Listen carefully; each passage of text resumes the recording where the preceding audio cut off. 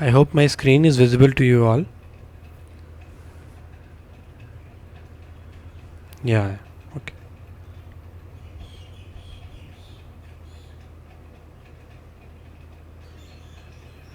Good afternoon, Maman. Yeah.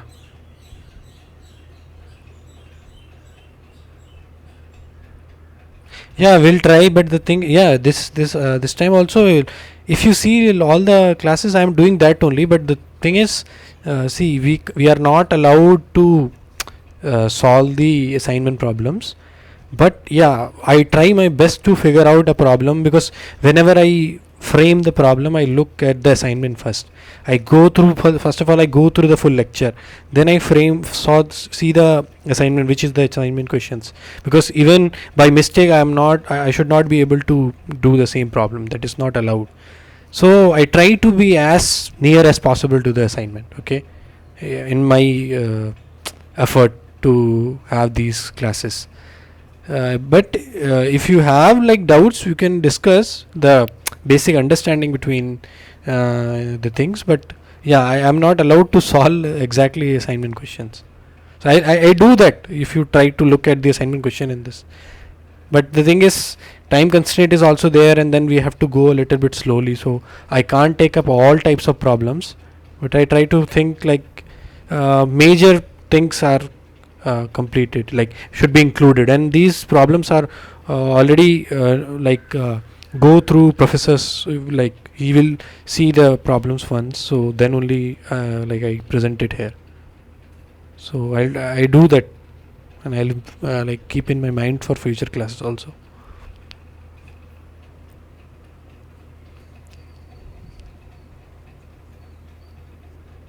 Okay, I think, see, there is, okay, okay,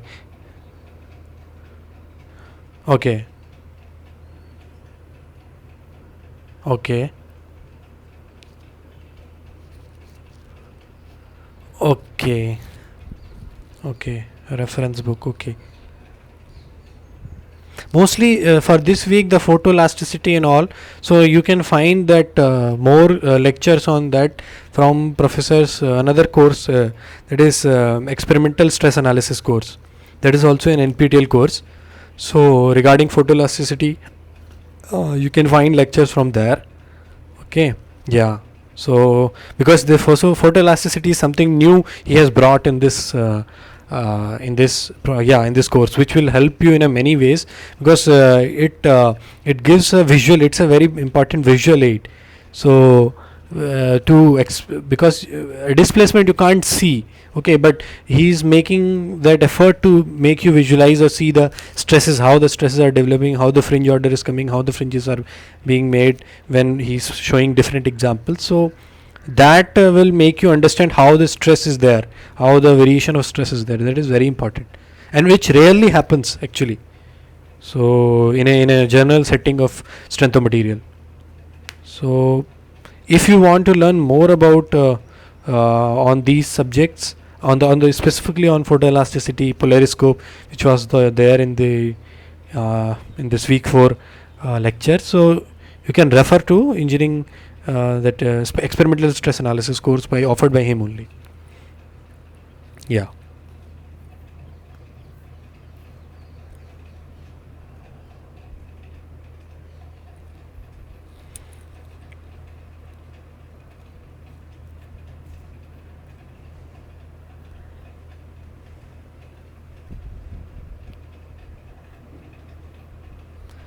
We'll wait some 2 more minutes, and then we'll start.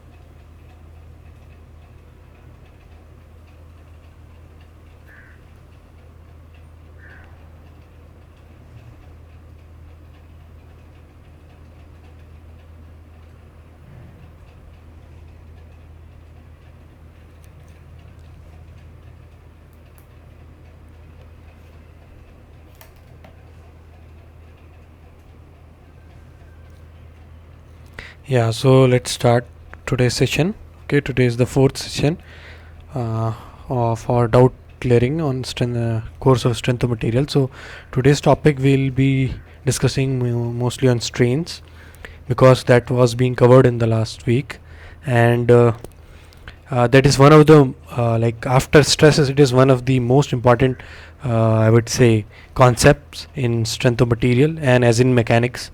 Okay, in deformable mechanics. So in this we'll take up few examples. I have focused mostly on strain because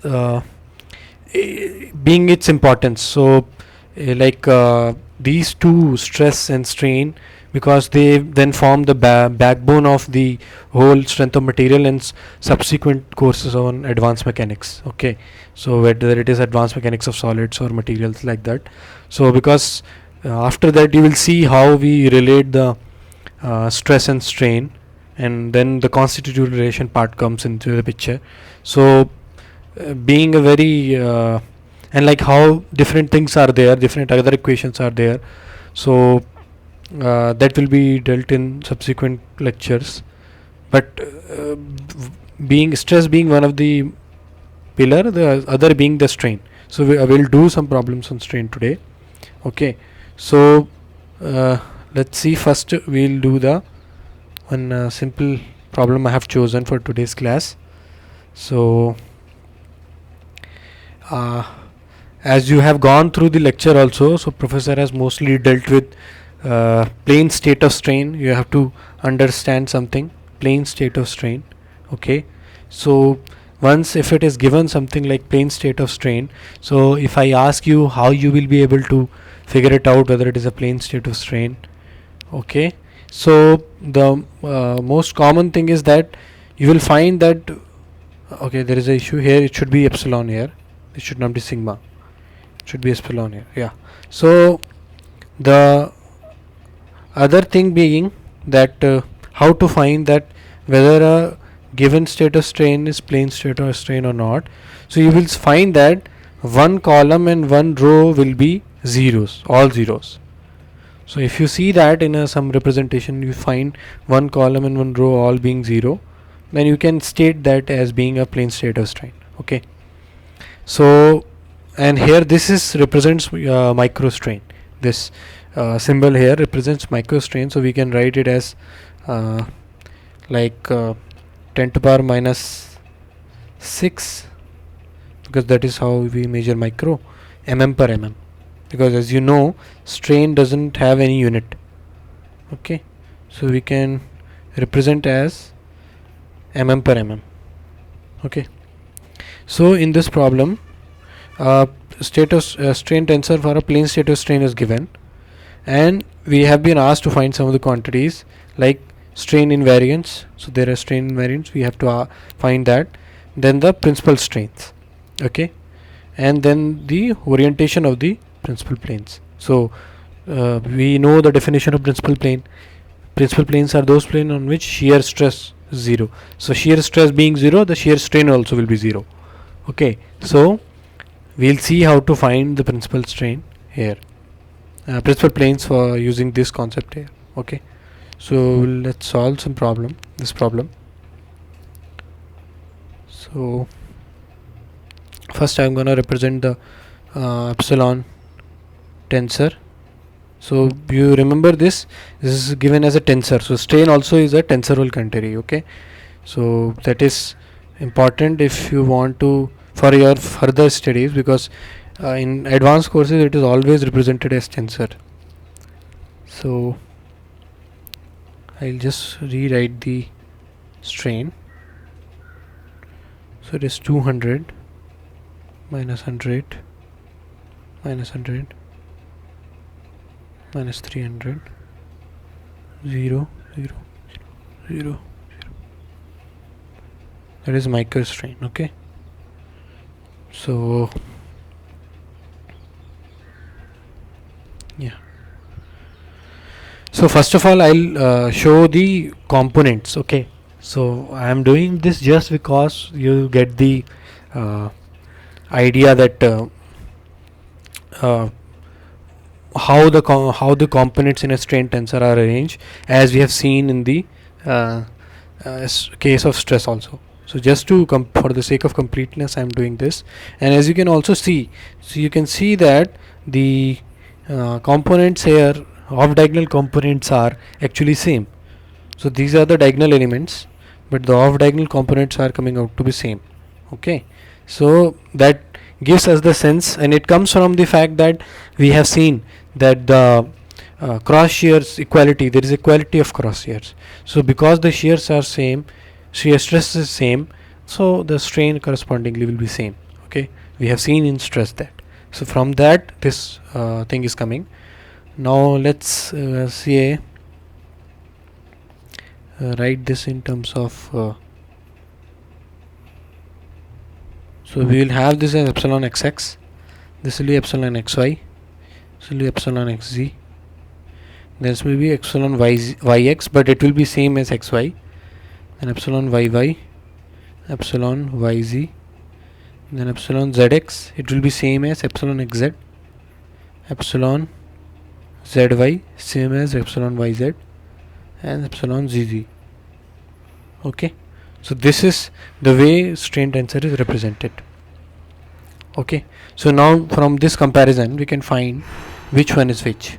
So we can say epsilon x-axis 200 microstrain, then epsilon yy is minus 300 microstrain, and epsilon xy is minus 100 microstrain, and that is also equal to epsilon yx. Okay, okay, so now what is being asked to find, I think, the invariance. Okay, how to find the invariance.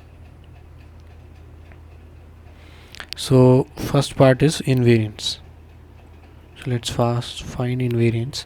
So the way we have found the invariance in the stress, a similar approach we have to take here. Okay, so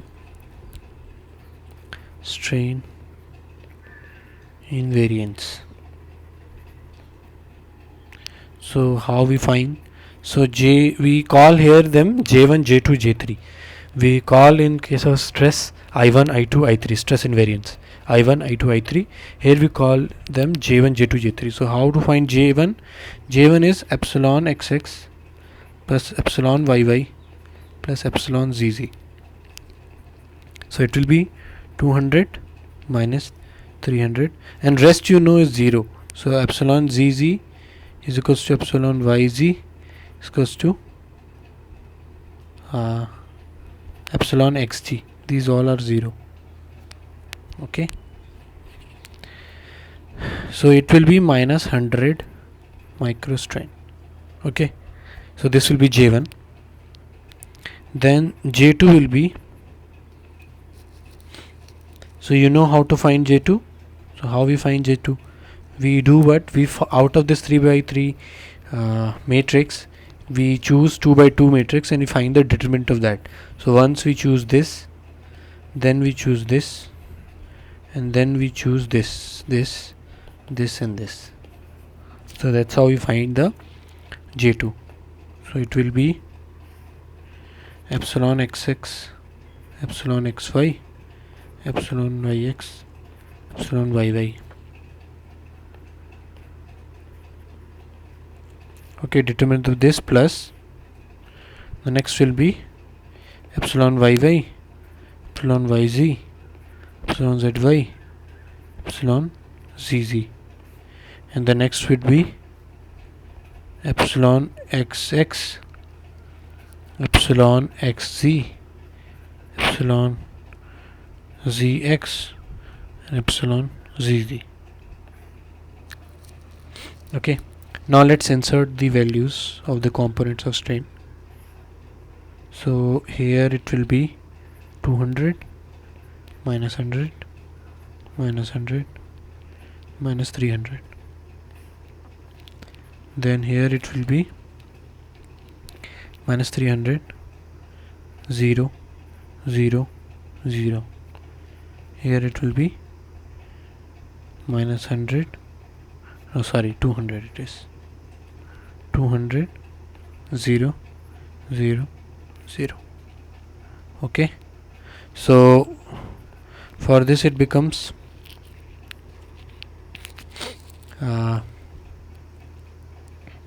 and remember there is a 10 micro strain is there with each strain quantity, so it will be minus 660,000 it will become, and minus it will be 10 to power 4. Okay, and this micro strain square, it will be a square of micro strain, because this quantity is multiplied with micro strain and this is also multiplied, so it will become square of micro strain. So micro strain is 10 to the minus 6 mm per mm, so it will become 10 to the minus 12 mm per mm. Okay, so that is this. Now for the other one, as you can see, it will be 0, and for the other one also it will be 0. Okay, so it will become eventually, because there is a minus sign there, so it will become minus 7 into 10 to the power 4 into 10 to the power minus 12 mm per mm. Okay, so that it will become, or you can generally in the other sense also can say 7 into 10 to the minus 4 microstrain square. Okay, square of that. So this is, we found J2, and now let's find the J3. This is same as the stress invariance. Yeah, Arjun has a doubt. Yeah.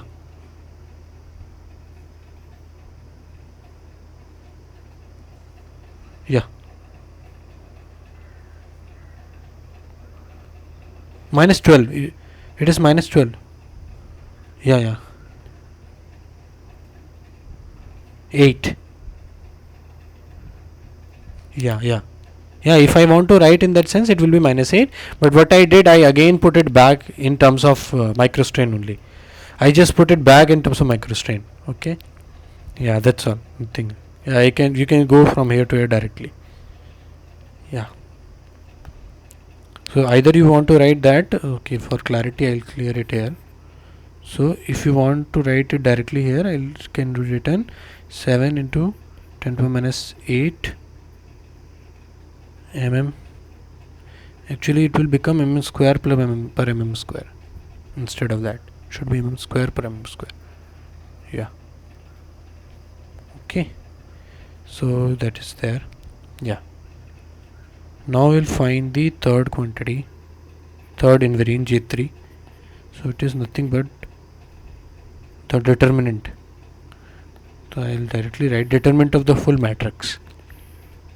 So it is what, 200 minus 100 0 minus 100 minus 300 0 0 0 0. Okay, so as you can see, there is a one column and one row is fully 0, so the determinant will be 0. Okay, so it will be 0. So we found that J1, J2 and J3, the three principal three invariants, strain invariants. Okay, so now let's use the now go to the next part of the question. What is asking in the next part? So the next part says find all the principal strain. It's asking to find the principal strain, that is epsilon 1 and epsilon 2 and epsilon 3. Okay, so we can find all the principal strain also. So I'll do it in not using the formula, but I will try to do it using the way we learned for strain for stress also, using the formulation where we subtracted epsilon with sigma and found the determinant. So I'll do it in that sense first. Okay, so second part, I need to find principal strains. Okay,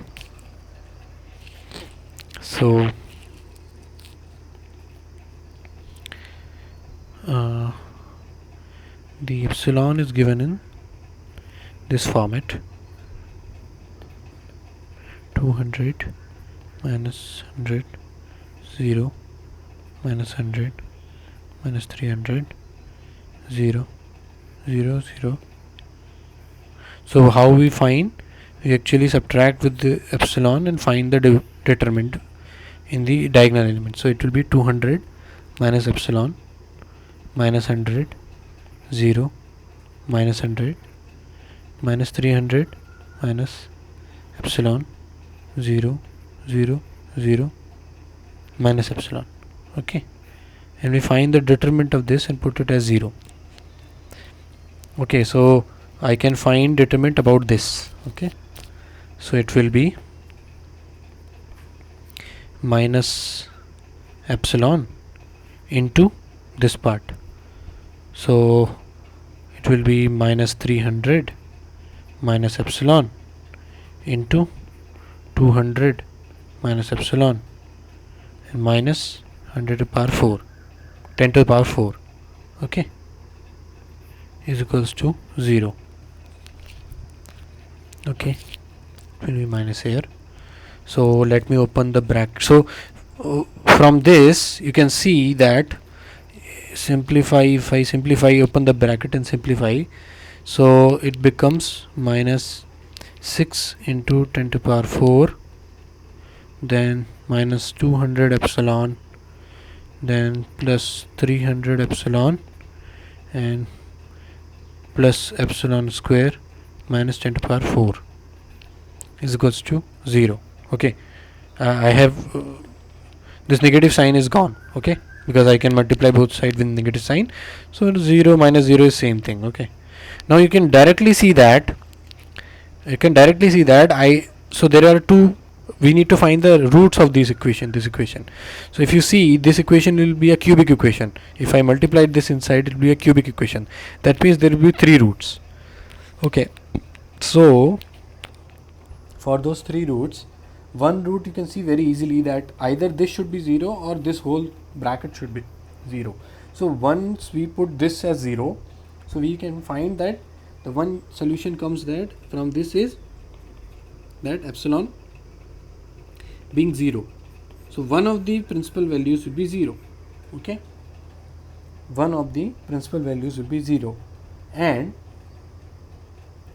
now here important point is that you should be able to understand that once the state of strain or even the state of stress, so it is not about only strain, even the state of stress is given as a plane stress or plane strain. So here it is given as a plane strain.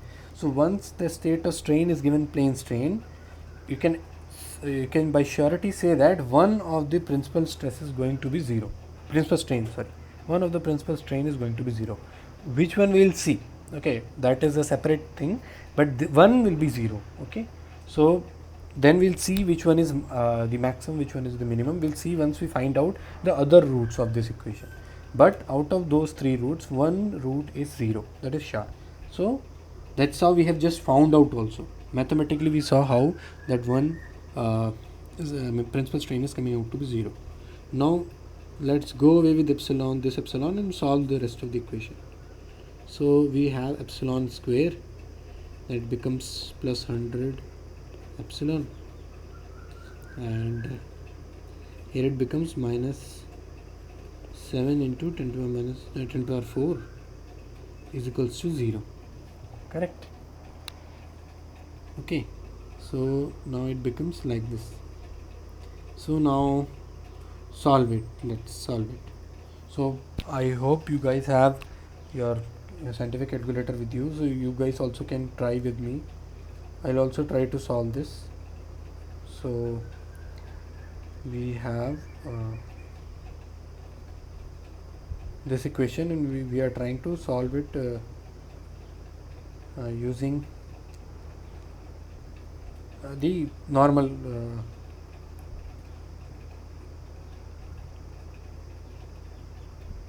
this thing. Yeah,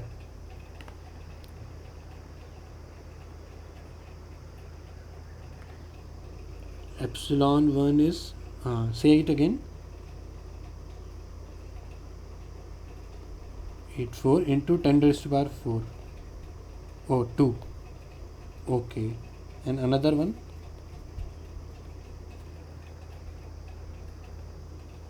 Minus 3.8284 10 power. Okay. Thank you. So yeah, so we found this roots for this equations. So now we know that one of the value is positive and another one is negative. Okay, so now, oh, you are getting different answer. Okay, so you have inserted the values correctly. The minus sign is there with you guys all check there is a minus sign with the 7, this constant, it is minus 7 into 10 to the power 4. Okay, I'll also try myself.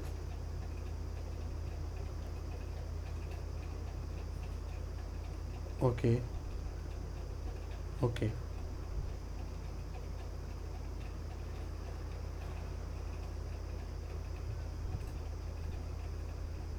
Okay, I'll. Okay. Okay. Yeah, 219 is 1. 219 is 1. 219.258, I think. Correct? Okay. And the other one will be minus 319. 258.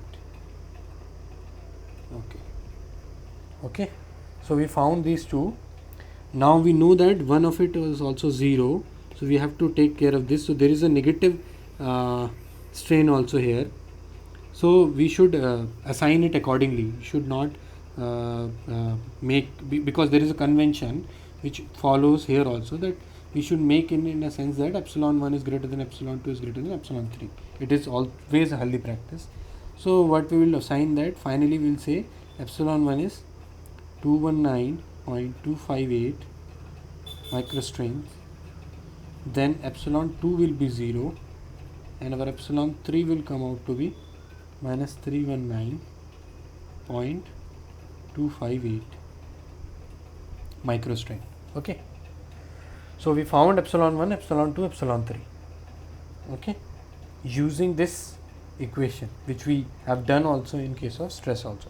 Simple, that we subtract epsilon, which is a kind of a variable for us, and then we find just the determinant of it. So here it becomes easy for us to open that determinant and we find the solution of the quadratic equation. One solution we get that epsilon should be 0.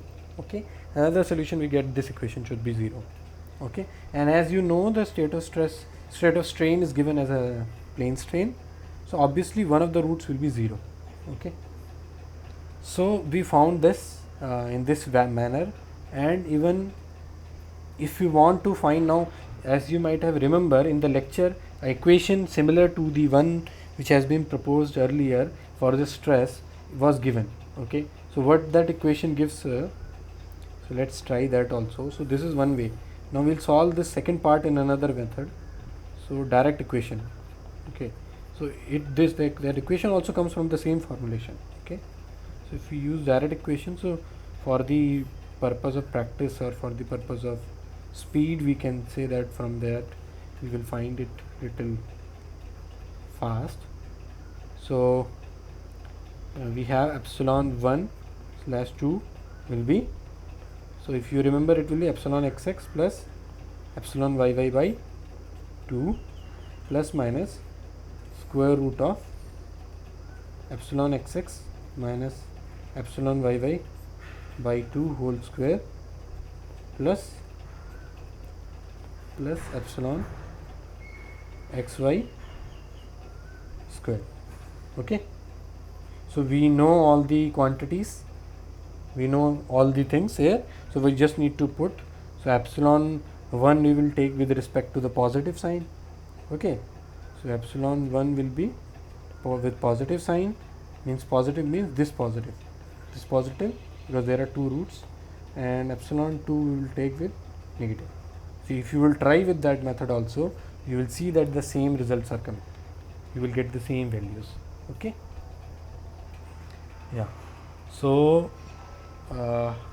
that's how we will find the uh, value of the principal strains. Okay. So I have shown you two methods. Which way you will find it better, easier to solve, or find the answer, it is to you. So that's all.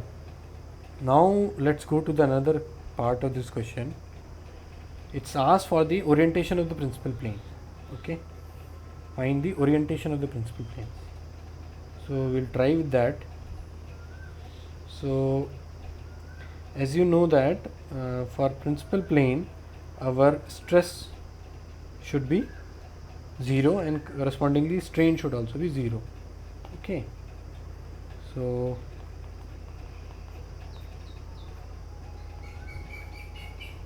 principal plane. So plane on which shear strain will be 0 is the principal plane.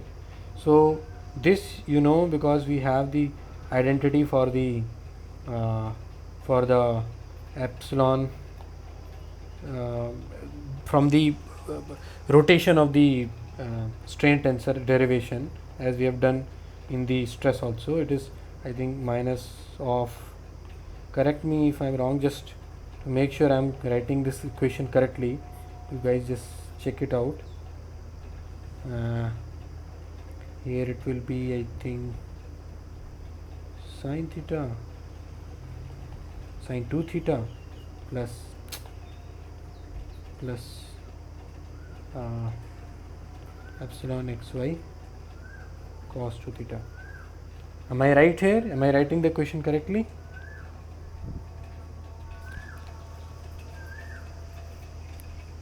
You guys can check if you have your notes or you have remember the equation. Yeah, so we'll try to check it by finding the yeah. Thank you Arjun. So we'll try to now see. So what we have to do, we have to say that the plane on which this goes to 0. Okay, so let's put it 0. So what will come? It will become epsilon x minus epsilon y by 2 into sine 2 theta is equals to epsilon xy cos 2 theta. So we'll take sine terms, means theta terms one side and other side. So it becomes tangent of 2 theta is equals to 2 epsilon xy divided by epsilon xx minus epsilon y.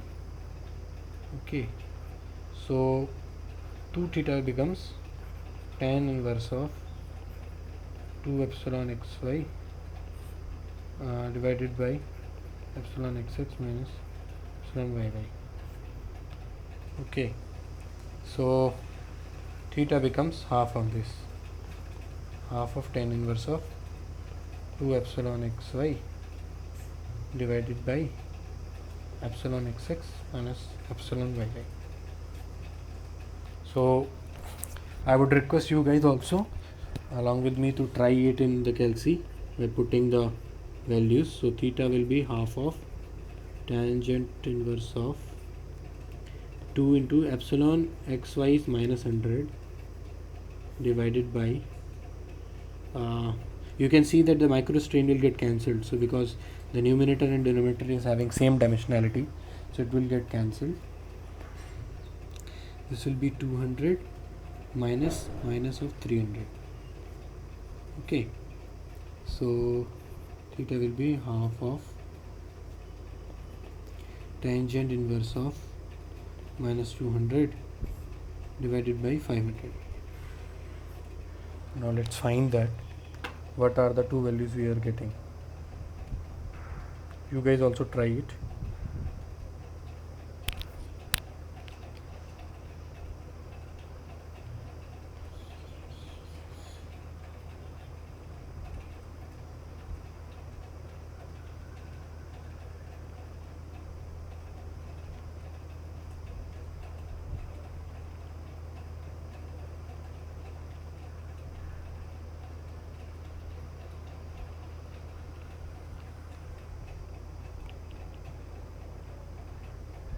So you guys found?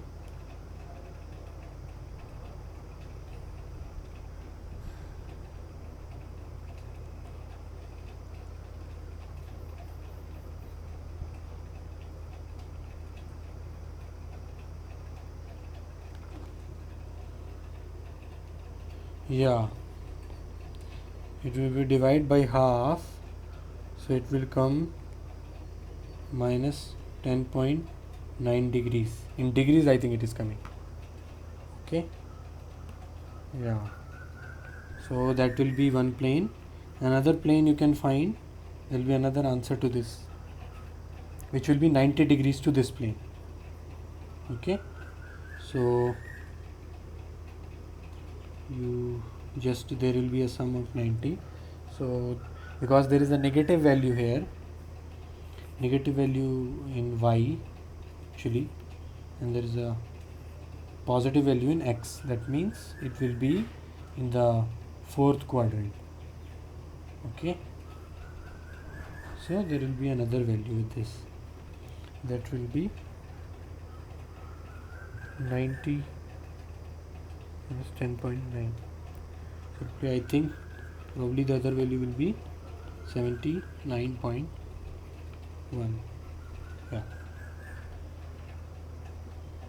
okay, so there will be two angles associated, so that's how we'll find the angles. Okay, yeah, so this one is there, so that's how we'll find the angles.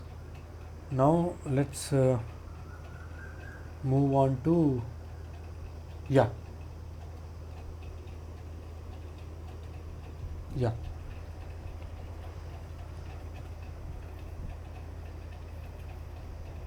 yeah, yeah,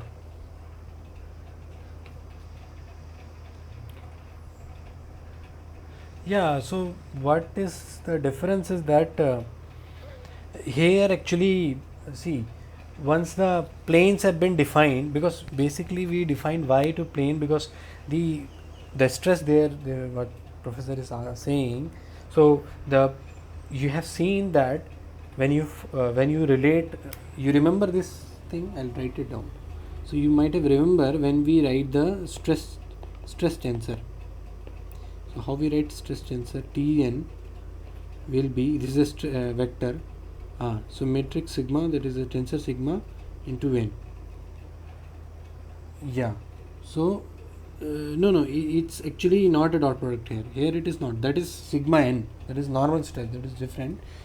Yeah, this is different. So it is a simple product of a matrix with a vector.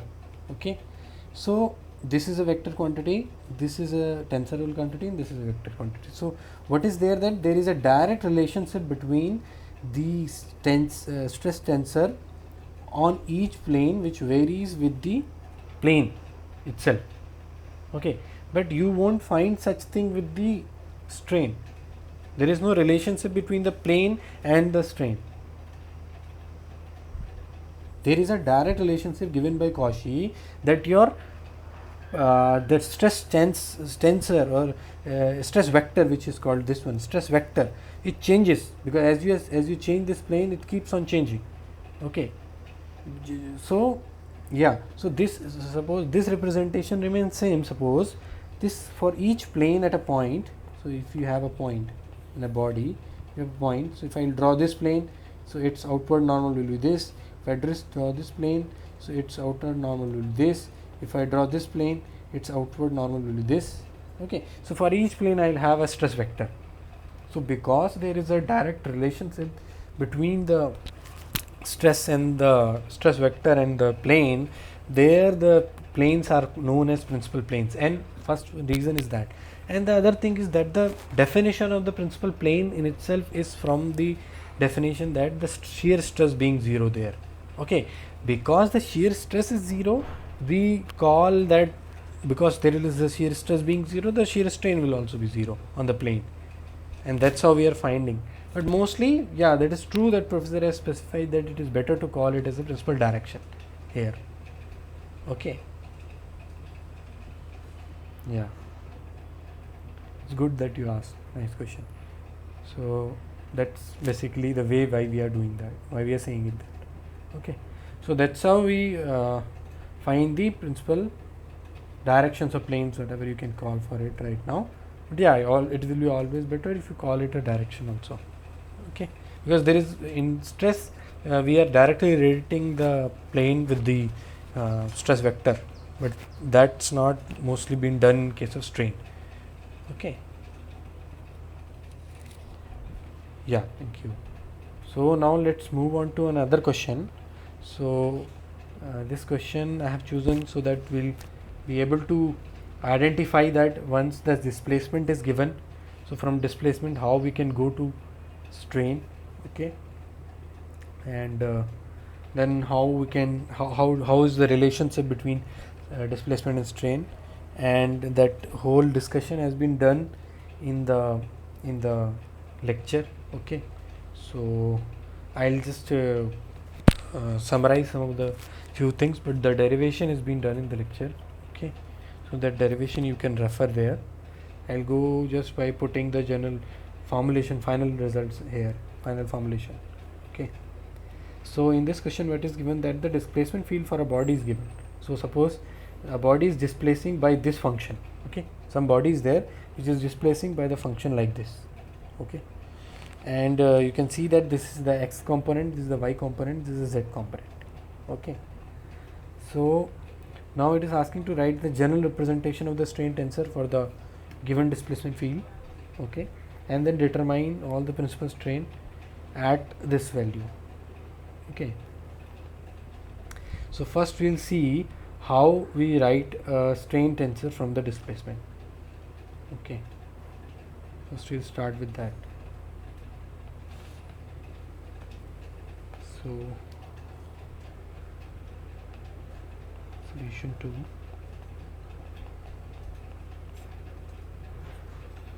So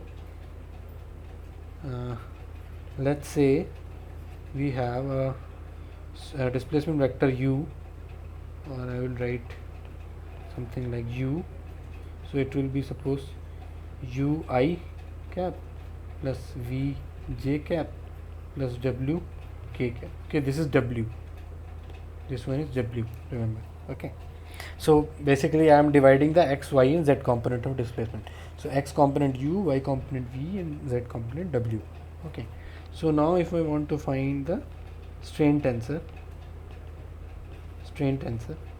so how we represent our strain tensor?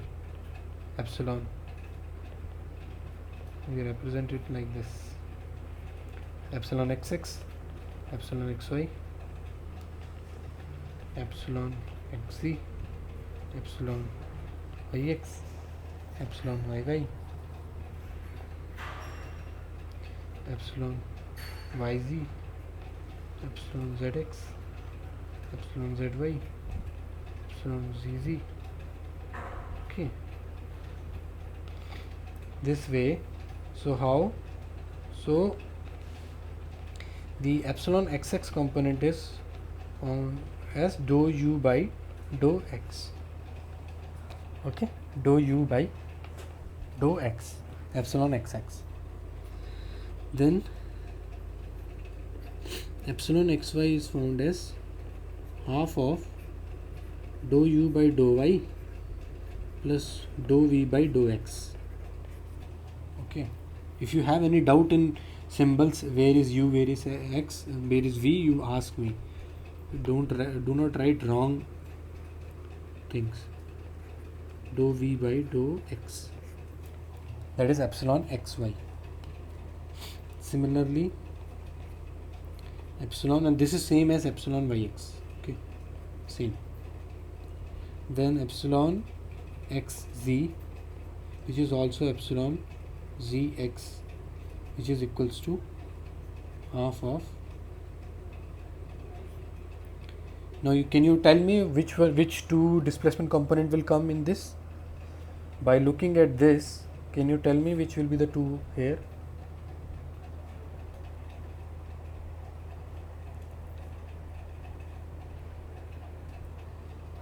Dou u by, no, tell me again. Yeah, correct.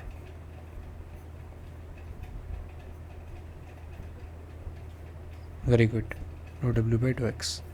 Okay, because how you can to know, because it follows a pattern. Here you have the hint, it follows this pattern. Okay, first pattern is only those components which are written in the subscript here will be there, displacement components.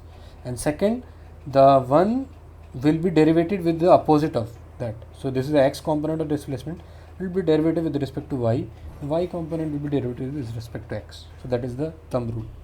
Okay, then coming to epsilon yy. So epsilon yy will be what? Dou v by dou y. Epsilon yy will be dou v by dou y. And then epsilon yz, which will be also epsilon zy. Now you tell me what will be this?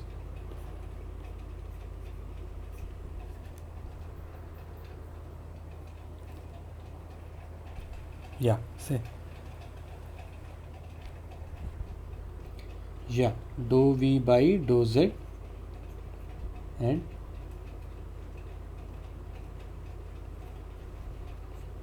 correct, dou w by dou. Okay, so these are the components. Correct. Now what we need to do? We need to find the strain tensor. That means we need to find these components.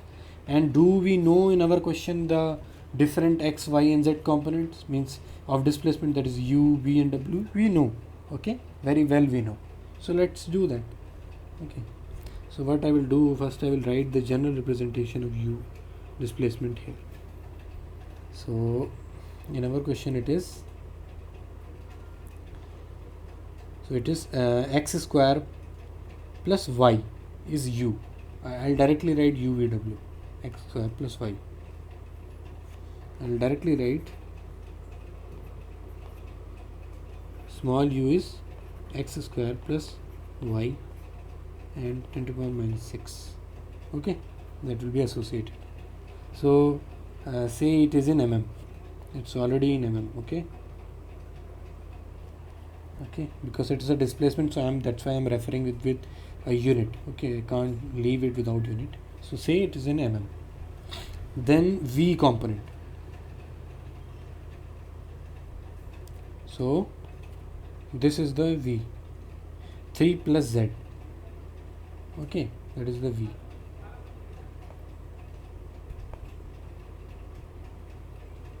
So v component will be 3 plus z into 10 to the minus 6 mm, and the z component will be w. It will be what? X square plus 2y.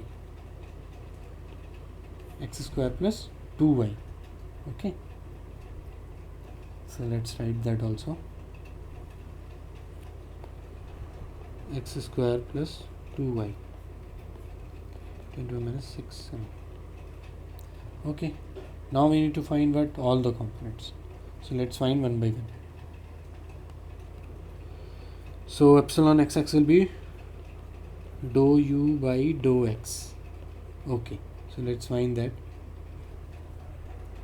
So what will be dou u by dou x? It will be 2x, and it will be what? Now I have written the strain, so obviously it will change in micro strains.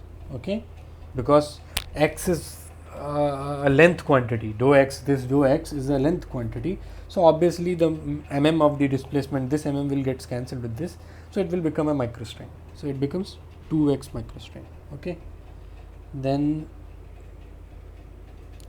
right, next one is epsilon yy. So what is that?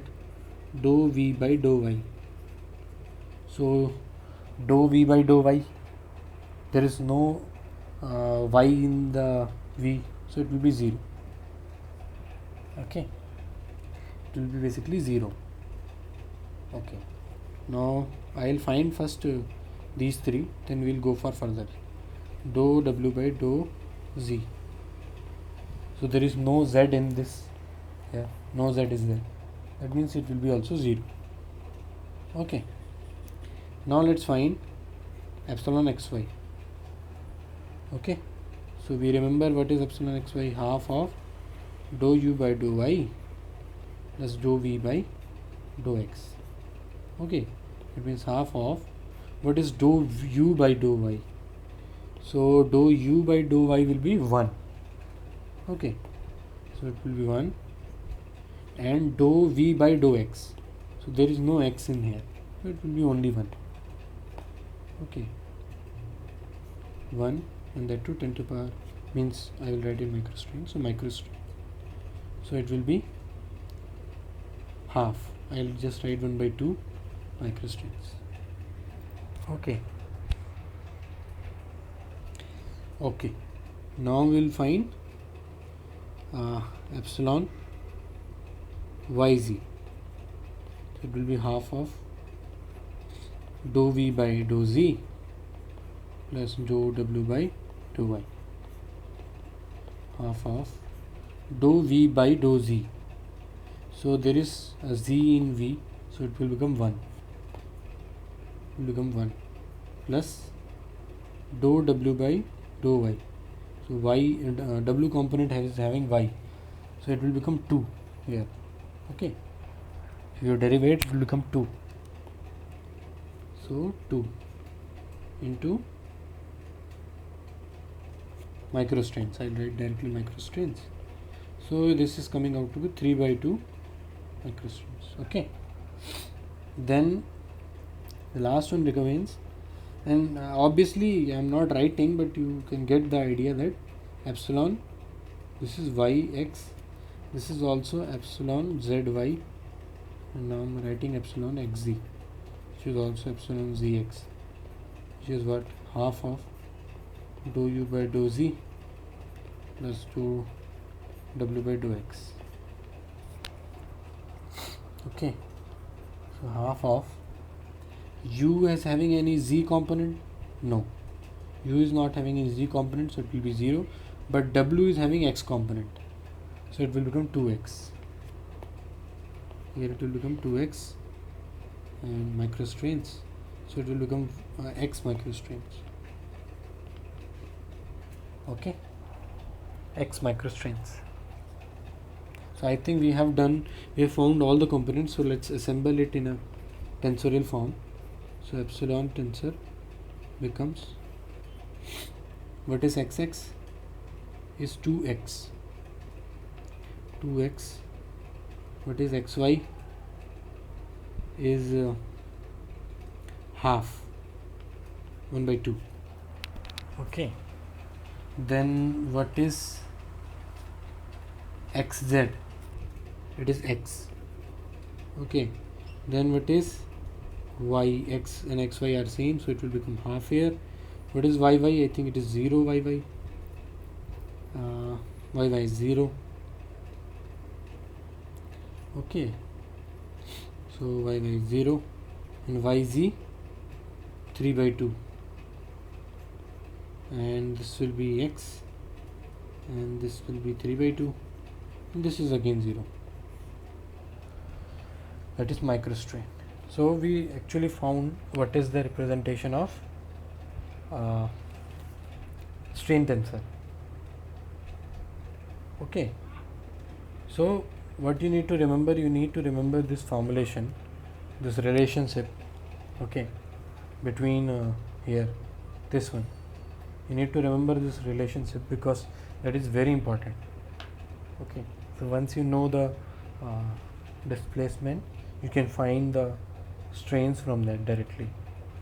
Okay, and it will be very important to, like, in sophisticated things like FEM also, we use the same thing to get the strains from the displacement. Okay, so that's why now from this we found the general representation of strain tensor. This is the general representation. Now you can see that there is variables in there, x, okay, basically. So if we go and check what is asking now, next part is,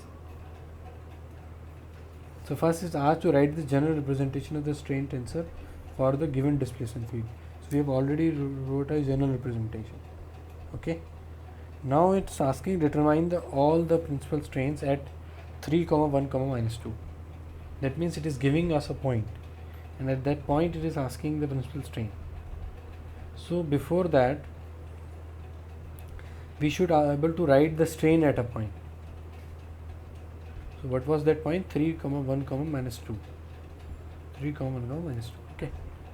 So before finding the principal strain at that point, we have to find the strain tensor at that point. The point given is 3, 1, -2. This is the point. So we can see only 3 is there in our x is there only in our representation. So epsilon becomes at this point, if I insert the value of x, so epsilon becomes at this point as 6, half, 3 and half, 0, 3/2, 3, 3/2, 0. Okay, so this is our strain tensor. So what we have found from a general representation of strain here, strain tensor, a general representation of strain tensor, we have been able to find what? We have been able to find what? Strain at a point. Which point? This point. This is the strain at that point with the unit size microstrain. Okay. Now we can further proceed with our procedure, which we have just seen in the last one, that this is going to be how to find the principal strains. Okay. Now as I told you in the last example, that you can use even the formulas given, but the thing is that formulas are essentially for those cases where the principal where the plane strain state is there. But as you can see, this state is not a plane strain state. Okay, because in a plane state of strain, the J3 or the determinant should be 0. So if you look, let's see what happens with the determinant. We'll try to first find J3, and if we find the J3 being 0, we'll move further. Okay, so if J3 comes out to be 0, we can claim that this is a plane state of strain. Okay, but for the sake of completeness, again I will go with both the methods, so that we should be we should be able to do it both ways. Okay, so now going to principal strains at point 3, 1, -2. Okay, the first way I will do by that same subtracting thing. So what I will do, I will find the determinant of this.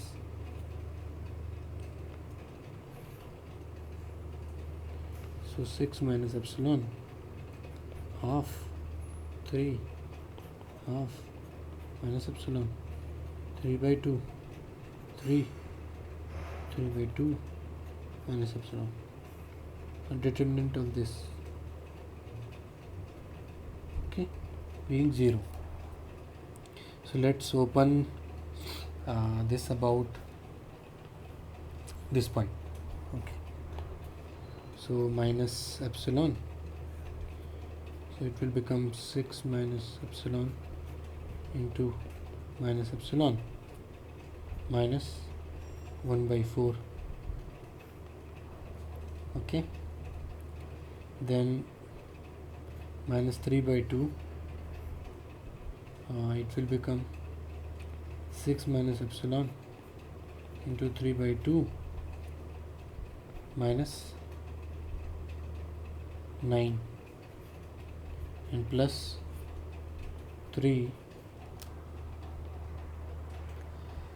into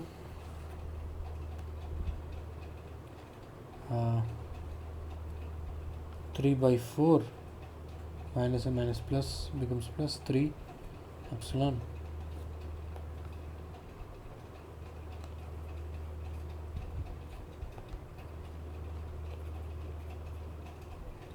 Okay, is equals to 0. Till here you guys understood? Is there any doubt here? how I opened this bracket.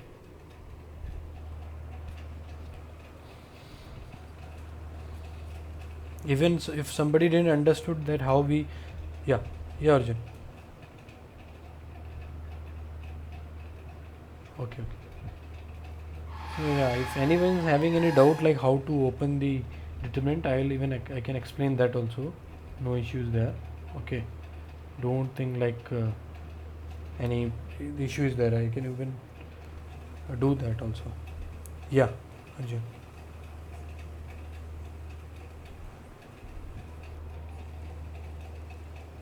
Yeah, sure. That's we can also use, sure. But that's what. So I'm going a little bit long way, so that like long way being that is true that how that we'll find the equation. So the component or the coefficients of those equations will be actually the strain invariants only. Just I thought like it will be better to go in this sense. Okay. Yeah. You can use that also by finding J1, J2, J3 and applying that directly. That can also be done. Okay, so let's do next step. So minus epsilon. So this becomes minus 6 epsilon plus epsilon square and minus 1 by 4. Then it becomes minus 3 by 2. This is 9 and minus 3 by 2 epsilon minus 9 and plus this becomes 9 by 4 and this becomes 9 epsilon equals to 0. So I further open this, it becomes minus plus, so plus 6 epsilon square minus epsilon cube. This becomes plus epsilon by 4 and this becomes 27 by 2. Okay, so we don't need to do because minus and minus gets cancelled, minus plus, so I don't need to do that. So it basically becomes plus 9 by 4 epsilon, okay, and plus 9 epsilon plus 9 by 4 is equals to 0. Okay, so I'll write it here again, minus epsilon cube, then plus 6 epsilon square, and then we'll add this up, so you can see that this becomes how much? This becomes 10 by 4. So 10 by 4 means 2.5.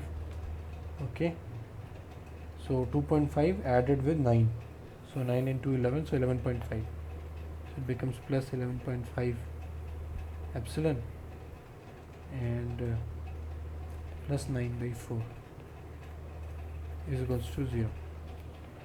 I would request you to just look at my calculations also, so that I don't commit any arithmetic mistakes here. Okay. So this equation, even if we use J1, J2, J3, we will find the same equation. Okay. So now I would say you also try to solve this equation, that what is the root, what are the roots of this equation.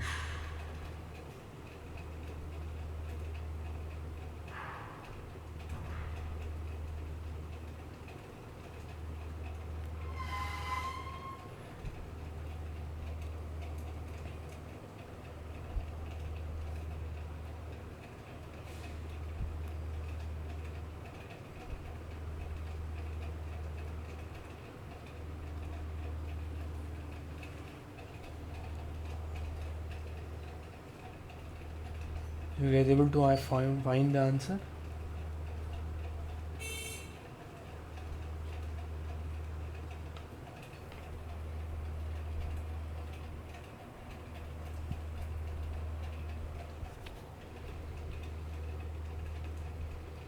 So what I am I found, I will write here. So epsilon 1 I found 7.5604 microstrain. Epsilon 2 is, yeah, minus 0.2224 microstrain, and epsilon 3 as 80 microstrain. Yeah, thank you. Okay, thank you for confirming. So this 3 roots we found. Okay, so as I've told you, if either one of the roots in the of the principal strains is 0, then the J3 becomes 0. Yeah. Pardon, come again.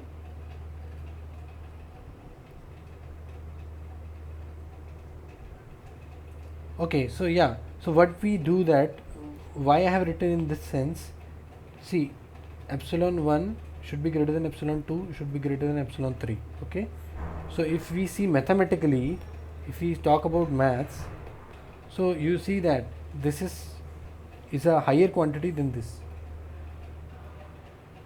I think you understood, like now maybe you understand, this is higher in value than this, so that's why I have written like that. Is it fine? Yeah, yeah, because we are trying to write it in this fashion, that epsilon 1 greater than epsilon 2 greater than epsilon 3, and we need to consider the sign. Okay, so that's why I wrote like this. So my point was that if I find the J also, J3, suppose I wanted to know a priori whether the I'll find the J3. Okay, so what is J3? Nothing but the determinant of that matrix. So let's find that. So it was 6 1 by 2 3. It was a quick check actually to find whether it is given, this thing is a given state of strain is a plane strain or not. So there will be 3 by 2, here it will be 3 by 2, will be 3 by 2, will be 3. So if I find J3, so let's find it, and I'll open with from here. Okay, so if you see, so this one is 0, so it makes everything 0. The other one is minus 3 by 2. So if we find that minus 3 by 2, so it will be 6 into 3 by 2 minus 3 by 2.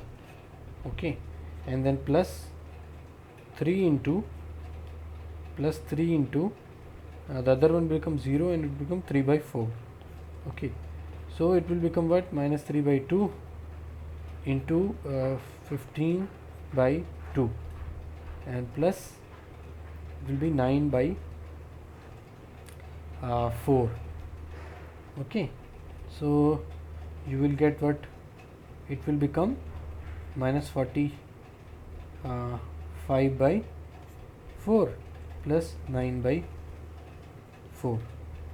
So this will become something, what, 36 by 4, that is around minus 9. Okay, so you can see also, if I will multiply this with minus 4 on both sides, I will get this as minus 9. So that is the J3 here in this equation. So that means our J3 is non-zero. My point was finding for this is that J3 is coming non-zero. So once you know J3 is not 0, you can't use these formulas. My point is that you can't use these formulas which are developed for plane problem. This way. We can't use this equation then, because this is being done for a case of plane strain. Because okay, so I'll write here plane strain. Okay, so this is for plane strain only. So because this formula is very easy to evaluate in case of plane strain, so my check was ki whether to check the given state of strain is plane strain or not. Okay, so once that is established that it is not, then we have to go the long way. The long way is one way to directly formulate this cubic equation and find the roots of that, or another is just to find the coefficients of this cubic equation using J1, J2, J3, and we can directly have the answer also. So I will write the equation also. You know how to find J1, J2, J3. I'll directly write the equation. So it is epsilon cube minus J1 epsilon square plus J2 epsilon minus J3 J3, yeah, no epsilon, nothing. Okay, so you will write like this. Okay, so now using this also we can find. Now we found our epsilon 1, epsilon 2, epsilon 3. So that was what was asked in the question, to find the plane principal strains. Okay, so we found the principal strains for our case. Okay, and then we have found it at this point. So the value which we have found will be the principal strain at this point. Okay, we have evaluated, as you know, at this point 3 comma 1 comma minus 2. So accordingly our strain tensor become different, and that's how we found it. Now suppose if you want to find it for any point in the body. Okay, so if you want to go for any point, then don't put this value of x, treat this x as a constant quantity. Okay, and what you do, apply the same thing, you just find J1, J2 and J3, plug in the equation and solve the equation treating this as a constant scalar quantity. That's all. So once you will get that, you will find that x being coming in the value of epsilon 1, epsilon 2, epsilon 3. Okay, that x will come as a scalar constant, and then when you want to find at any point of x, y, z, you just put the value of x in there and you will get the answer. Okay, so that's how you can do it for any point, then it will be a generic value. Okay, so that is there. So this is how the concept is there for strain. So in this part 2 question, the most important is to know this formulation. This one is most important, because if you know how to write epsilon xx, epsilon xy, the full strain tensor using the displacement components, then rest of the things are very easy. Once you know the strain tensor, then you can find the principal strains, and subsequently you can do other problems also. Okay, so doing this part, because this relationship is very important here. Okay, the defining of the strain using the displacement components. And I have chosen for this case a 3D problem, because you can see all the strain components are coming. So you have epsilon 1 also, epsilon 2 also, epsilon 3 also. All strain principal strains are there and they are non-zero. So that means it is a 3-dimensional state of stress. It's not a specific state like plane strain or something like that. Okay, so that was the reason to do this problem. Okay, so if anyone has any doubt in this, please let me know. I'll try to answer.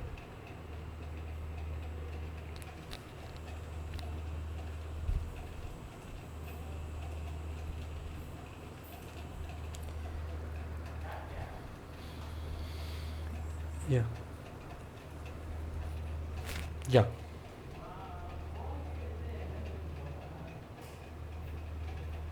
Yeah.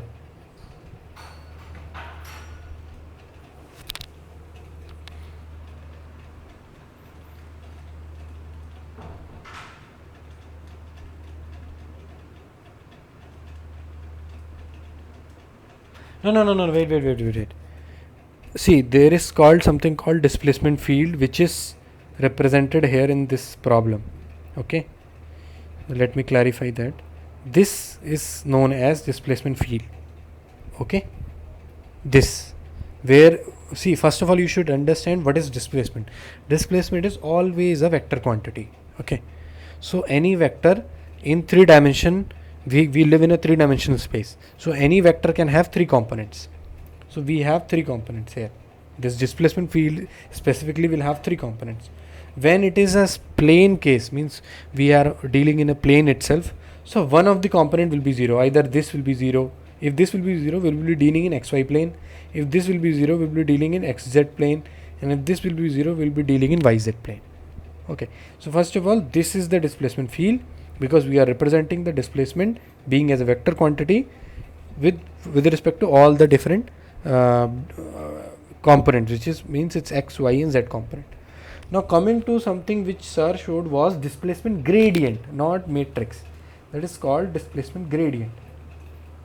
So let's write, yeah, it was called displacement gradient. Displacement gradient. So how sir wrote it in lecture was like this. So if I write a matrix like this, so it was dou u by dou x, dou u by dou y, dou v by dou x, dou v by dou y. So this is called displacement gradient. So what it actually shows is, because see how you are going to relate the strains with the displacement basically. Okay, so what you do basically, that suppose some displacement field is given as a curve. Okay, suppose assume that this is a curve. Okay, this is a surface.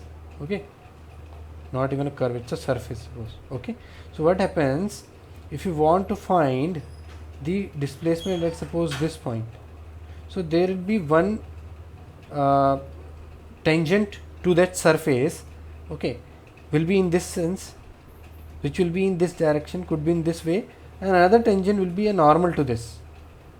Okay, I'm talking about a curve here. Okay, don't think it has been, okay, I'll draw a better figure. What I'll draw a better figure so that you will. So from there only the definition of displacement gradient has come. That is that the gradient, it's a simple gradient function which we use in maths also a lot. What I'll draw a hemisphere, okay, to make it understandable more. Okay, I'll draw ellipsoid, okay, instead of that, because that will come out better.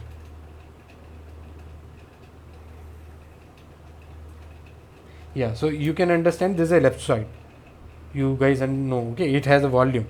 Okay, now for suppose I want to on its surface, so this this is its surface, this is all its surface. Okay, now for at any point what I can do, I need to find gradient. So how we find gradient? We draw tangent. Okay, but I can draw tangent like this, I can draw tangent in the other direction, some other direction. So actually what will happen, each tangent will be not a line. So as in a 2D curve, each tangent is a line. In a 3D curve, each tangent will be a plane. Actually it will be a plane passing through that point. You got my point? Yeah. So what will happen, for each point we will draw a plane which will pass through that point. Suppose this is one plane, so there will be another plane which will be orthogonal to this and which will also be a tangent to that curve at that point. Same. Okay, and that's how we write this and this. So basically this and this becomes that plane. This full vector and this full vector becomes that plane in x and y, and it is given in a matrix format which is called a displacement gradient. Okay, so basically we take help to write this equation of strain here. As you can see, this strain, we take help of this displacement gradient basically. Okay, using the displacement gradient also only we try to write the form of the strain as shown there. Okay, yeah, so this is displacement gradient is a different thing. It's like a gradient of a curve we are trying to find, because displacement being a in a 3D, it will be a curve. It will be something having some, it's like you want to find the displacement, so you need to draw tangent, because you need to find the gradient first to find the strain. Sorry, you need to draw tangent. So to draw tangent, if it will be a curve, the tangent will be a line. The equation of the tangent will be a line. But once you have a body in a three-dimensional way, that line won't be a line, it will be a surface. Okay, So that is represented by displacement gradient, and that is helpful in finding the strains that we use. You might have seen in the lectures also that we use this. Okay. Yeah.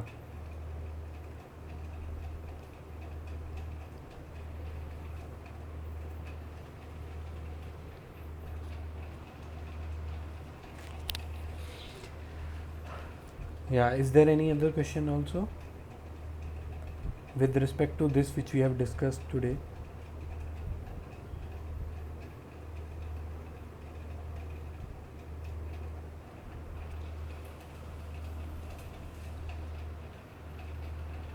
Yeah, these are normal strains. Epsilon XX, epsilon YY, all are normal strains. Epsilon XX, epsilon YY, epsilon ZZ, these will be called normal strains.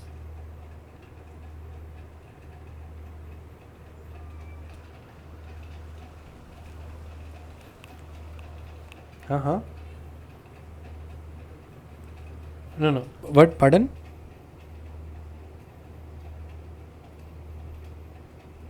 S1. XY, epsilon XY. Okay, okay, okay. So basically, this is actually called shear component of strain. Yes, this is the shear component. Okay. This, yeah. So what we do basically in calculations, we write it as gamma. Okay. So gamma is nothing but what we do, we write it as gamma xy, which is nothing but twice of epsilon xy.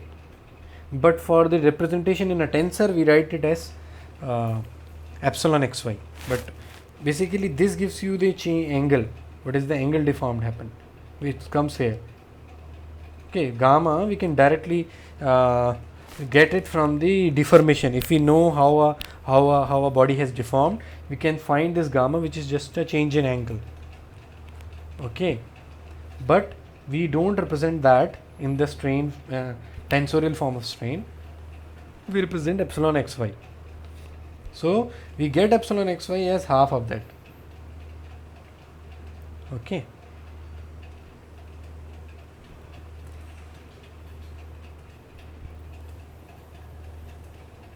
Yeah, change in angle we can say. Yeah.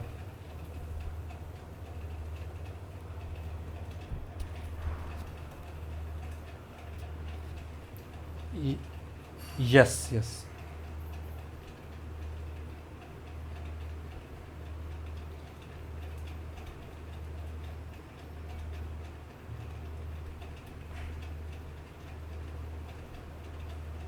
Yes. Yes, yes, yes.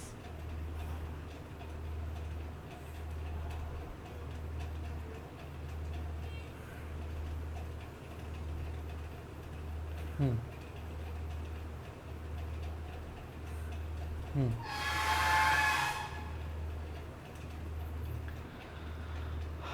Okay, you want to ask me? Okay, yeah, sure, sure. That will be in radians basically. Yes. Yes, yes, yes. It will be in radians. Yeah, if we measure, that's how, like, it defined how you are doing it. Okay, so this becomes suppose theta 1, and this is suppose theta 2. So you have here uh, delta u, and you have delta v here. Okay, and this is delta y here, and this is delta x here. So you can directly find this gamma from here, that is theta 1 plus theta 2. Average change in angle, or average this thing, rotation. Okay, yeah.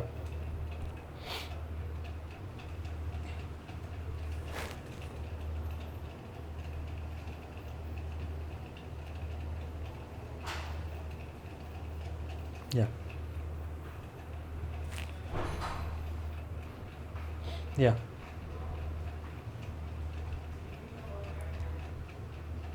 Yeah, that will be, yeah, tan inverse, but that will be in radian actually. You have to convert it into degree. So your pi radians will be 180 degrees. So 1 radian will be 180 degree by pi. So you have to multiply it with 180 by pi. Yeah.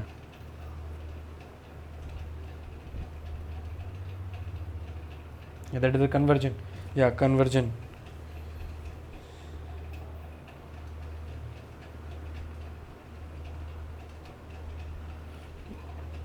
Yeah, I think that is this one angle. Yeah. Yes, yes. This will be that only. Pi by 2 minus gamma xy. Because initial, this is nothing but the reference or initial angle. Initial angle, no? Uh, yes, yes, yes, yes, yes. Yes. Yeah. Okay.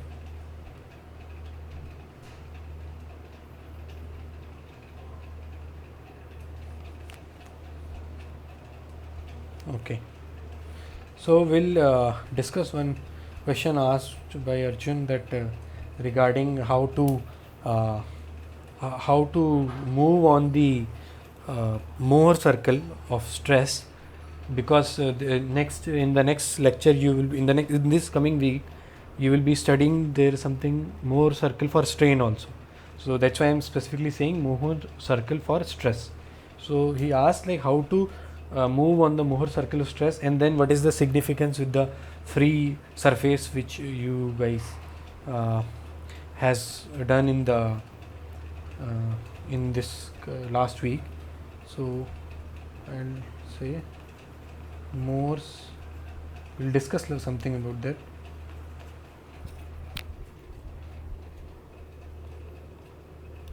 Circle of stress. Okay. So let's say I will specify a state of stress by a stress tensor. So let's say uh, we have a uniaxial state of stress. Okay. So I am giving here 30 and this is 0, 0, 0.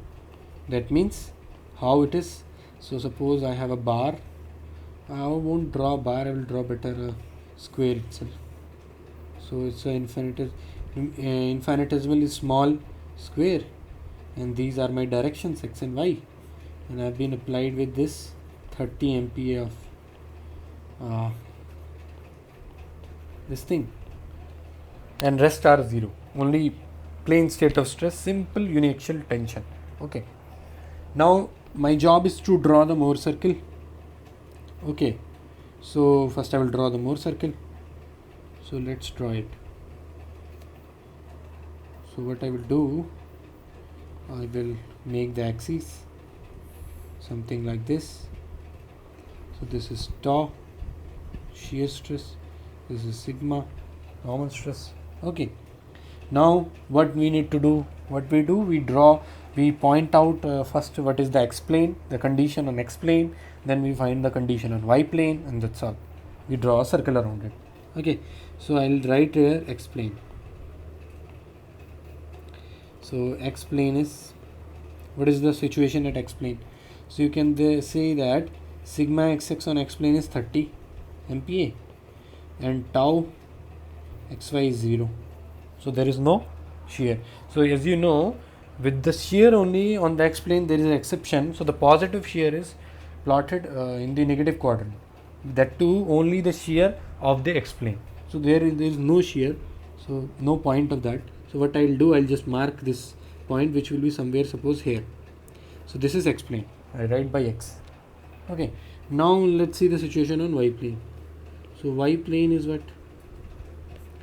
So from the matrix, from the tensorial representation as well as from the figure, you can see that sigma yy is 0 and also tau xy is 0. We know that. So that means we have to be where? We have to be at the origin. 0, 0, and this is what? Y plane. Now what I need to do? I need to just draw a circle which is passing through these 2 points. So something like this. So I hope this seems fine. So this is my circle which is passing through these 2 points, because I have defined the x plane, y plane, that's all. Okay. Okay. Now what happens? Now we need to like someone came and is asking you questions, say let's rotate the body, this is our body, no, this is the representation, let's rotate it, and I want to say, see uh, how to locate that point where I want to find the stress, because as you know, each point on the Mohr circle represents a plane, each point is a plane. That's why if I ask you how many points are there on a circle, there are an infinite number of points. And similar question, if I ask how many different types you can rotate this body, infinite number of times you can rotate. There is no single way. So it's very pure, means very beautifully correlated in that sense. Okay. So let's say I rotate this by an angle.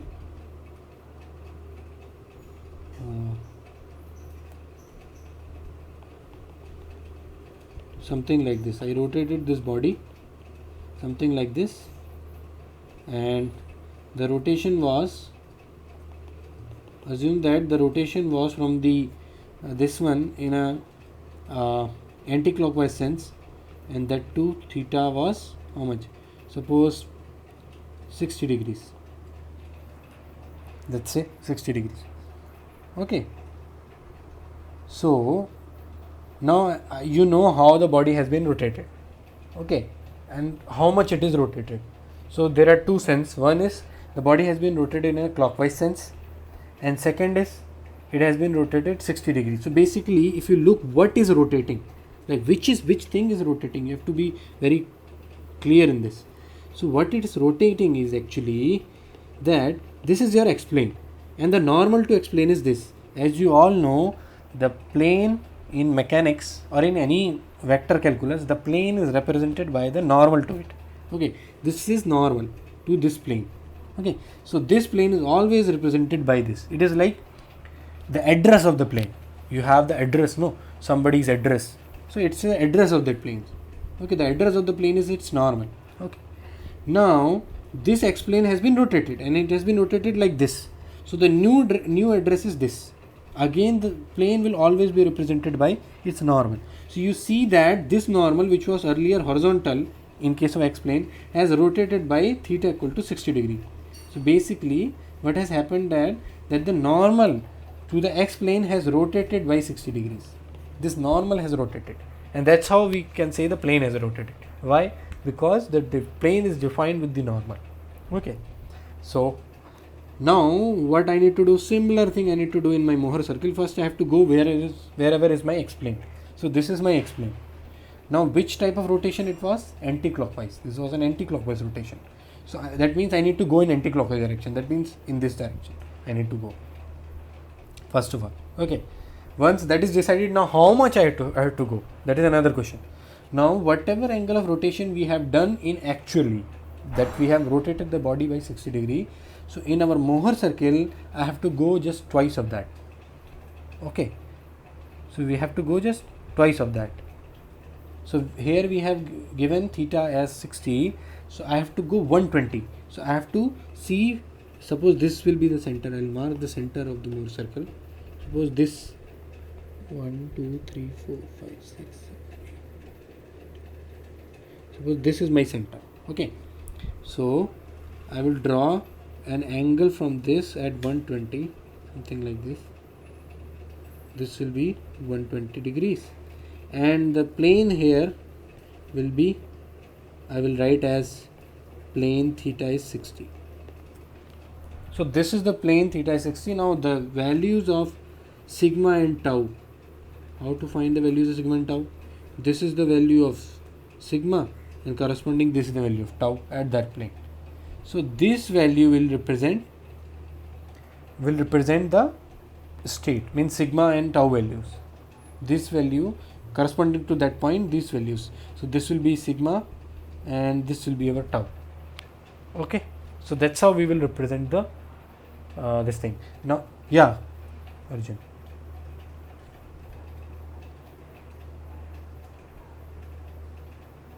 Yeah.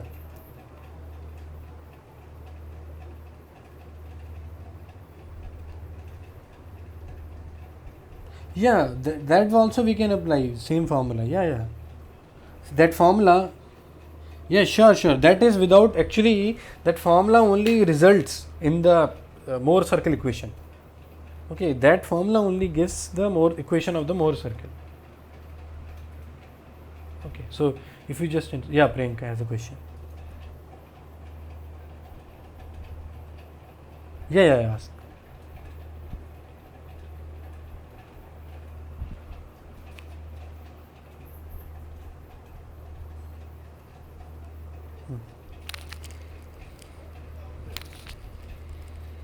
Hmm.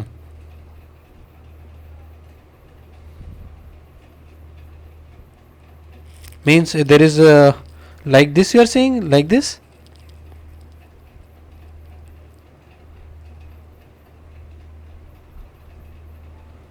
Okay, okay, okay.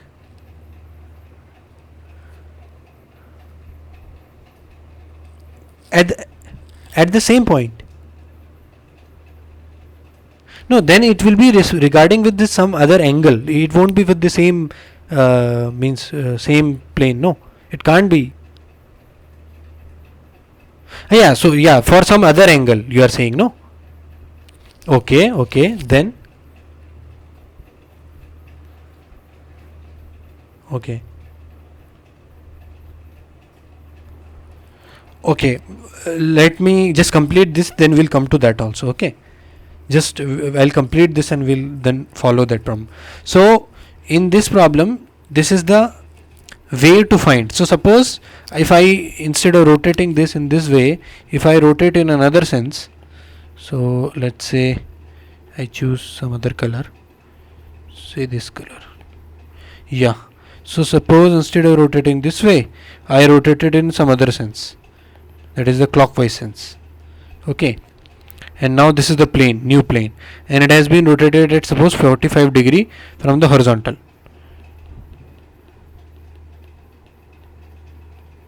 Something like this. This is 45. Okay, so that means we are going anti-clockwise 45. So what I will do, twice of that I have to go from x plane, again from x plane, twice of that I have to go in the clockwise direction. This is the clockwise direction. Okay, so that means where I will end up, here. Okay, so this is my that plane theta is equals to, I will write negative 45 so that you can understand I am going in the other direction. Okay, and this angle will be 90 degrees. This will be 90 degrees. Okay, so that's how we find the rotations if we do. Okay, and find the state of stress using Mohr circle. Okay, yeah, so I hope this is clear to you, Arjun.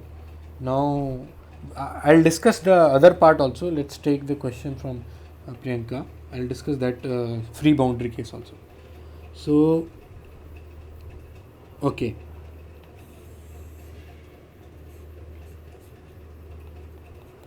so if I draw the figure for your case, so you are saying suppose there is one state something like this. Just correct me if I'm wrong, Priyanka. I'm giving some example to just first find out whether I'm saying the correct thing or not. Okay.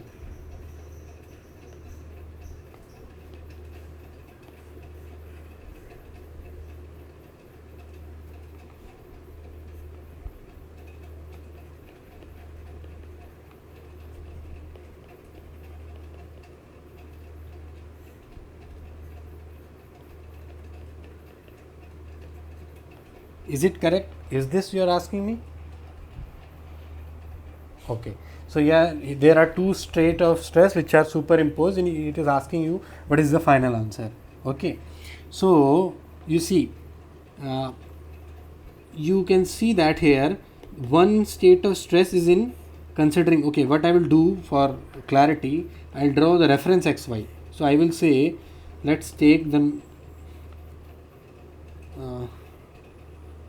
this is y and this is x. This is reference. Okay, x and y. Okay, so now I need to find the sum of these two. So because this is reference, so I have taken this as reference, is a very general thing. Okay, because I have taken this as being reference, it will be always good to find the state of stress for this case corresponding when this is being rotated like this. So the objective is, we know what is the state of stress on this plane when it was at 45 degrees. We need to find when it comes back to as this. That is the objective here. Okay. Now there are two ways.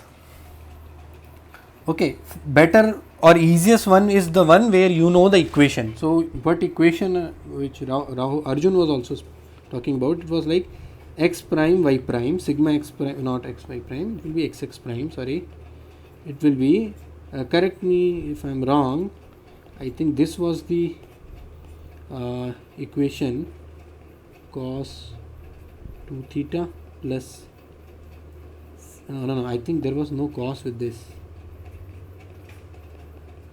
minus y 2 theta plus tau xy sine 2 theta. Is it fine, this equation? If somebody is having notes, they can refer the notes also to check this out.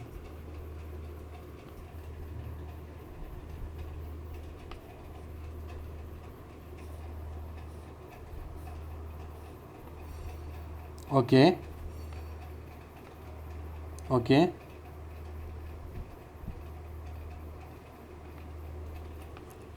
No, I couldn't. Yeah. Repeat it again. But like this representation is fine. Means what I am trying to say. Okay. Okay. Okay. Means okay. Okay. We'll do that then. No issue. So I think this will be sine 2 theta plus tau xy cos 2 theta. I think this is correct. Okay, so we have this sigma x prime and sigma tau x prime y prime.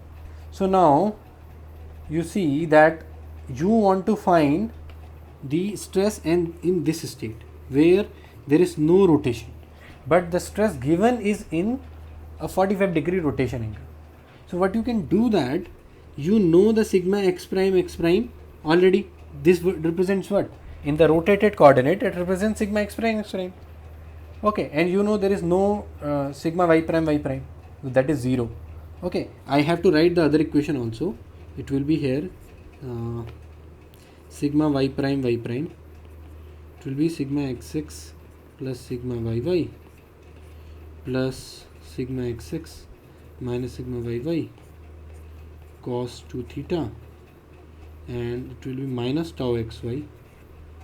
Once I will say to you guys, just check these equations. Okay, I will do that also and confirm it now, but I'm trying to make you understand how the problem has to be attempted.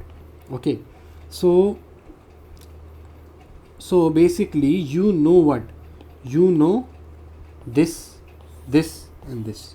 You know these three quantities. Also you know the rotation. You know how which we have rotated.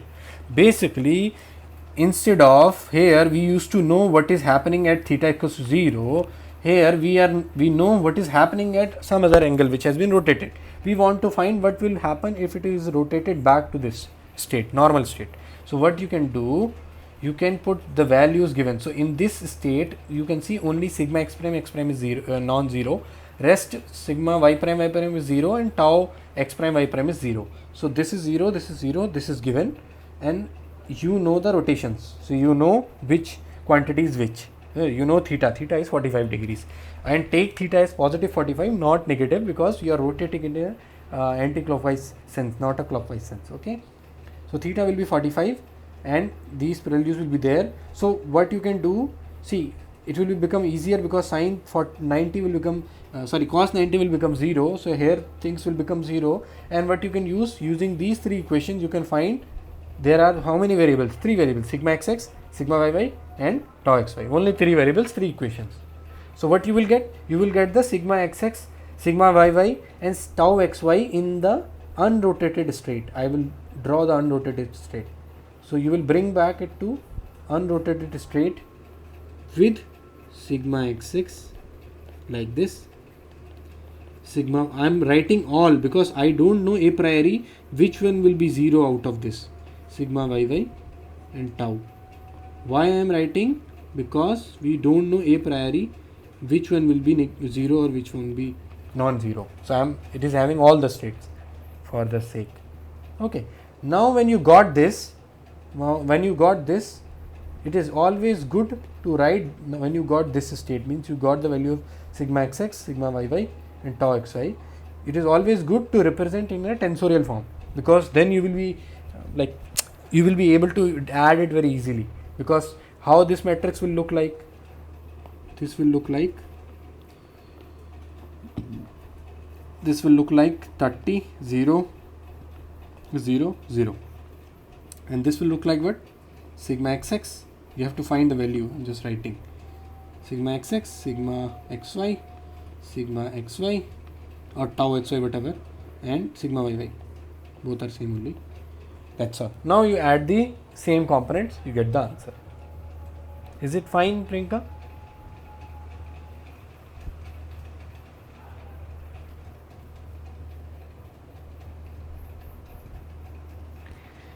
Yes.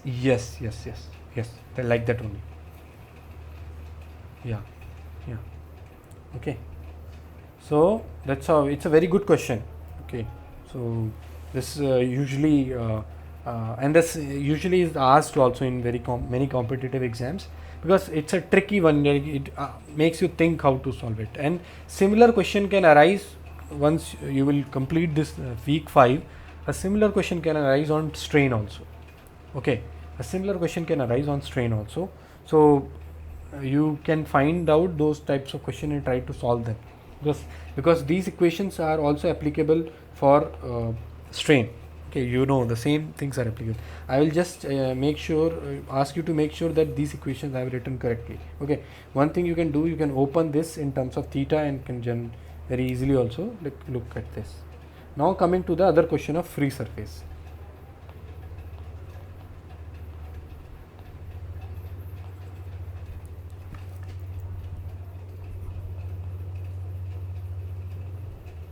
Free surface. Okay, so if you might have remember that in lecture professor showed something like this.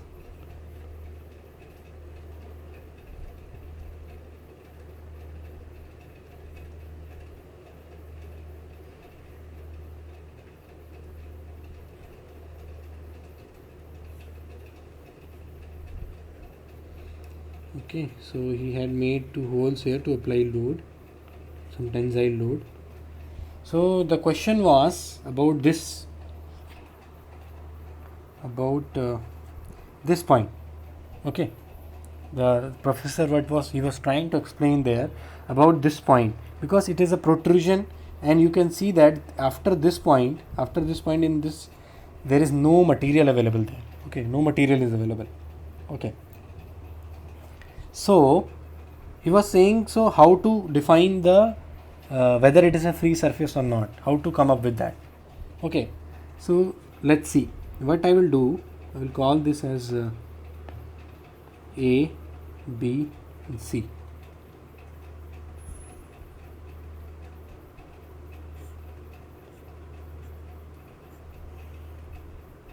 I will draw the other one also. We will look in that also.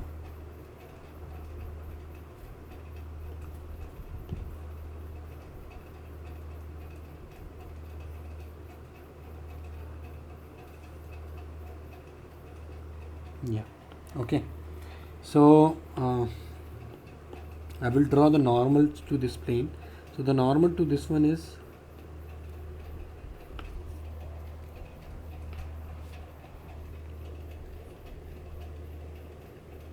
N1, and the normal to this one is N2. Okay, so if I draw for this AB1, so AB surface, if I find what is Tn, that is the stress vector. So for AB, what is Tn? Sigma into sigma into n1, and writing normal n1. Okay. Okay. And you know, for this case sigma is what? For this case sigma is what? Yeah. Yeah, only yy will be there. Yes. So 0. Yeah. Sigma will be 0, 0, 0, and I will say this as yeah, sigma y will I write. Okay. So that is one. So if you open it, how this is going to come? This n will have also two components, n1x, and or not like this, other way I'll write n1x and 1y. Okay, they'll have two components. So if I product multiply it, so it is going to be 0 and it is going to be sigma yy to n1y, correct? And this will be tnx tny, correct? So that you can understand, yeah, so you can understand that the x traction, x vector of the traction will be 0. Okay. Now a similar approach we can apply for BC surface, and we can find what is the value at the BC surface, this one, other surface, in a similar fashion. Okay. Now the point is, on this plane the traction in x doesn't exist, this t in x is 0. Okay, in this the traction vector x component of that is 0. Okay, so if we try to locate something like this, if we try to locate a very small section here, okay, very small square kind of thing. Okay, so if I draw that square here in a big figure, okay, I'm drawing the same square as a very exaggerated thing.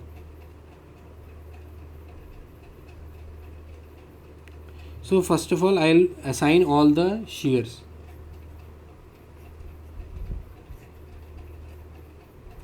I will assign all the forces. Okay, like this, sorry,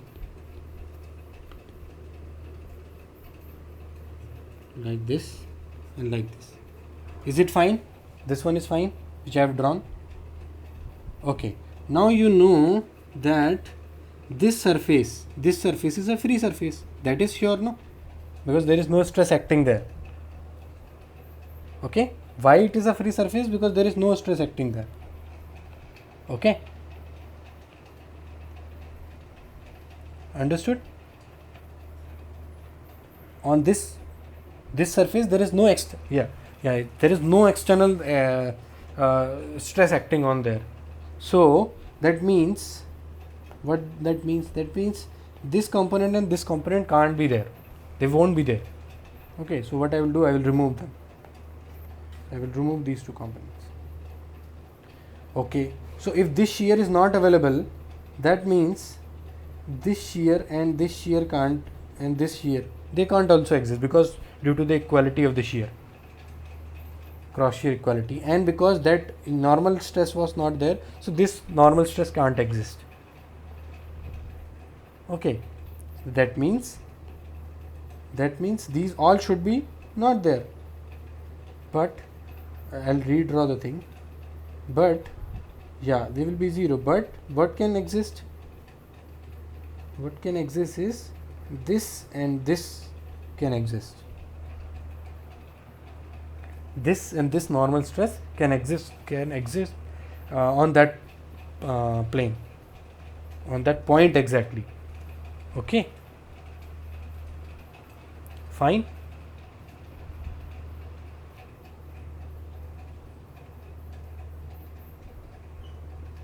No, this component could be any. We can't say what is this component. That is the part of the analysis. We have to find what it will be. We can't comment it now. No. Sigma YYV is in this configuration. It can't be that. Okay. It could be. You have to find. You have to do an analysis. So you can understand if you remember the photoelastic fringe the professor has shown for the wrench that spanner and other things. You can remember that there will be some variation of the stress at these corners. So you have to analyze it. You can't directly say that it will be sigma y, but it will be some value. Okay. Now what happens if we come at this point B? Okay. What I will do, I will come at point B directly. Okay. So this was a point actually. Okay. Now what I will do, this was I will say some point P. This was point P, so I have drawn for point P. Now I will draw for point A. B. So if I draw for point B, B, so I will draw a similar figure. Okay.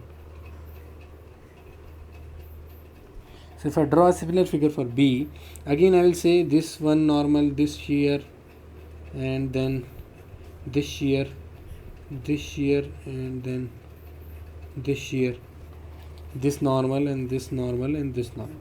Okay. Now you see that this point there is no material beyond this. Okay. So first of all, for this case this can't exist. So I'll just strike it down. This can't exist, this can't exist because of the free surface. Okay. Now when this can't exist, all the shears can't exist. I have to cancel it. Then because this normal stress can't exist, so this normal stress will not be there. So I'll cancel that also. Now you see there is no material point beyond point B. At this point B, there is no material beyond this. So how this stress can exist? This normal stress, because it is approaching beyond point B. So when this can't exist, then can't also exist. That means this will be there, this won't be there, which makes what? B as a free point. It is a kind of point. If you think as a point, it will be point. Or you can say it is a part of the ABC surface, which is free surface. Basically there is no traction there. Okay, so B won't be having any traction. Okay, completely zero traction. Okay, but with point P it will be there because it is in interior. Okay, so these values can exist for point P. Now coming to this other figure, so we'll again name A, B, C. Okay, now I'll come directly to point B here. Okay, I'll directly draw for point B. So for AB surface I am drawing AB surface. So it will be something like this.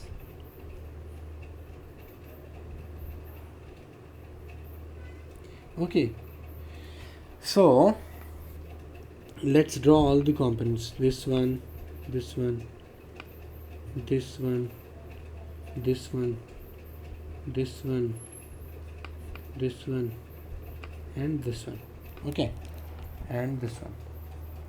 Now you tell me, I am taking this from here. Okay, like this, very small. Now you tell me which won't be there.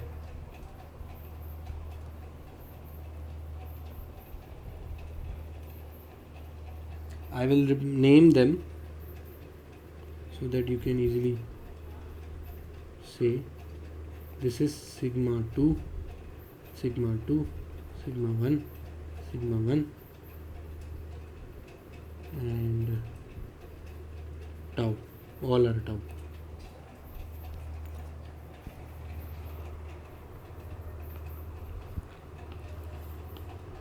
Wait, what I'll do, I'll make it properly.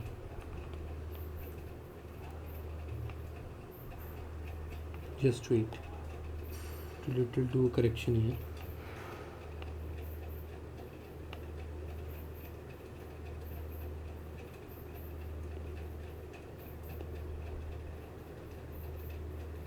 This is B.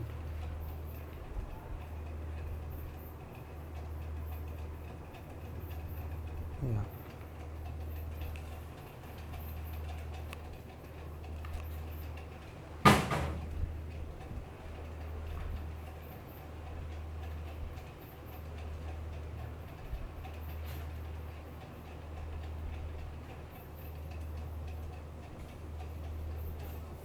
Yeah.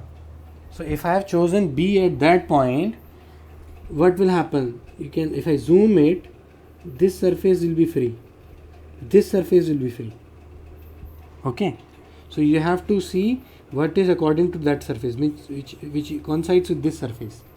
So we have to make these quantities as 0. That means this goes off, this goes off, this means this goes off, and all the shear goes off, but this remains. Now, okay, this is clear. Now I draw another figure which will be more interesting. So if suppose what happens,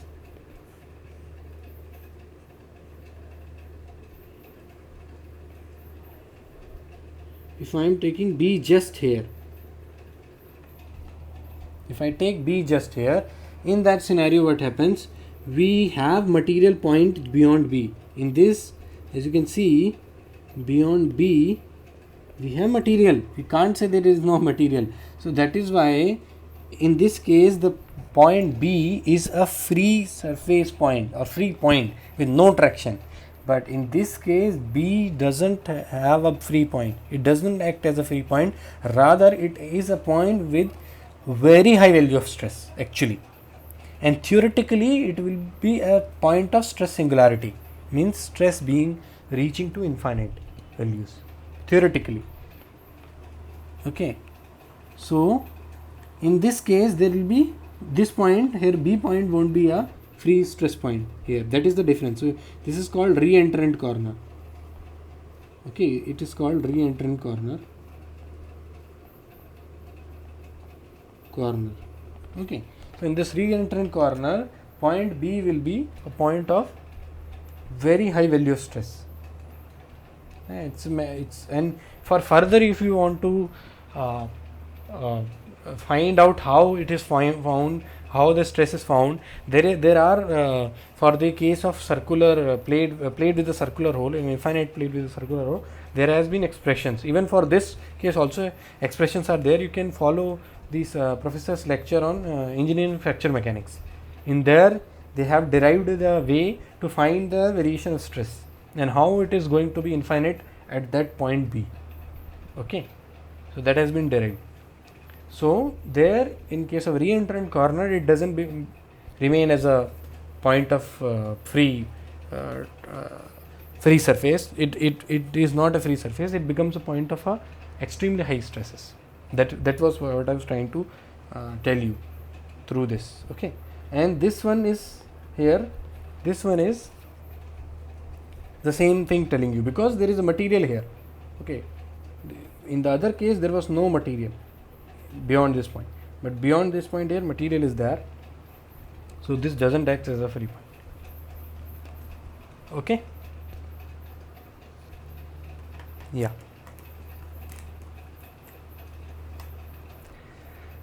so is there any other doubt, or shall we wind up for today?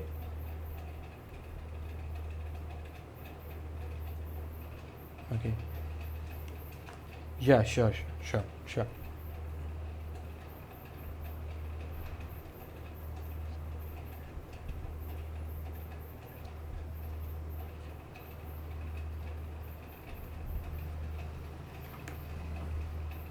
So like I would again say, you go to the page of the course on NPTEL. Okay, so in that page only, wherever the syllabus of the course is written, there you may find some of the reference books. If not, what you can do through the discussion forum, you can mail to the TAs of the course. There are other TAs also, so those TAs, they may exactly tell you the books by concern, like by asking professor. But most probably it will be, I came to know from some of the other students from your side only, that they found that there are some 2 or 3 books listed in the page of the course. Okay, so in page of the course there will be some tab called syllabus. So in that you can go, and then full syllabus will be available there. In that you can find some reference books there. Okay, otherwise you can do through discussion forum. You can put a mail to TAs asking for the details for the reference book. They will be at a better position to reply to this answer. Is it fine?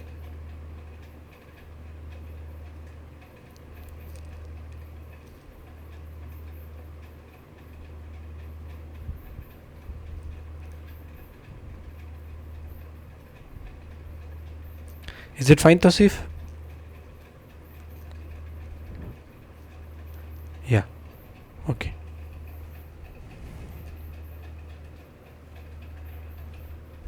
Okay.